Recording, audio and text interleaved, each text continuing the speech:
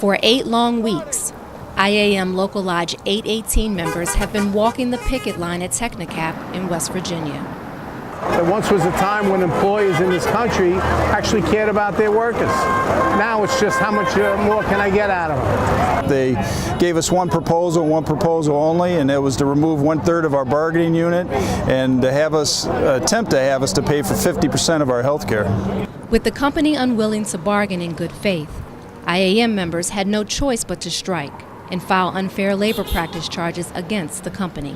Nobody wants to strike, but obviously, we have no choice, and we're out here exercising our First Amendment right, letting the community know and the state and the country know that this Italian-based company is a union-busting company at its best, and they're not negotiating in good faith. Dozens of allies attended a rally last week to stand in solidarity with these 30 machinists. Their families, along with other local unions and candidates for office, poured in to show their support. We need to be scaling up and treating our workers better. We can't continue on this path because we're mistreating our workers. We're letting people, get pushed out of good jobs, and that means people have to leave West Virginia. These workers are highly skilled at what they do. Some are electricians, others are tool and die makers. But Tecnocap has brought in replacement workers from other countries to fill their positions.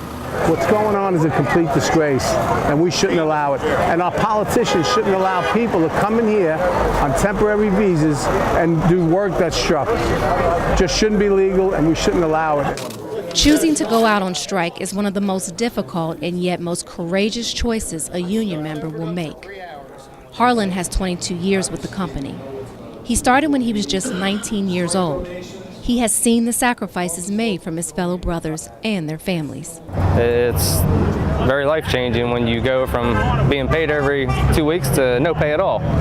You end up using all your savings to pay for bills. A lot of people have had to call their mortgages, to cancel vacations, and just change everything around. You watch what you buy, you watch what you do. Makes it rough for people. John, a tool and die maker, wants nothing more than to go back to work.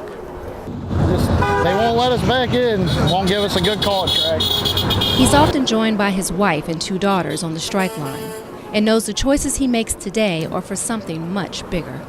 It's for the future also. It's not just for, me, it's for everybody that has a family, all the little ones. At the time the strike began, Ron was on probation and only had 2 weeks on the job. But once Ron reached his 60 days, and I handed in a letter stating that I attained my probation period and I'd like to join the union, and I'd be joining my union brothers on the line. Ron has worked in other union shops, so he understands the importance of fighting to save these jobs. I don't think we'd have near what we had without them, and there's a lot of good things come with being a union member. After 8 long weeks in the cold, rain, and heat, the company still refuses to give them a fair contract. But these fighting machinists have no plans on backing down. The IAM is going to stand with them each and every step of the way, and we'll be here for as long as it takes for them to get respect and a decent contract for them and their families. So until then, they will hold the line. One day longer than it takes. For the Machinist News Network, I'm Valana Cochran.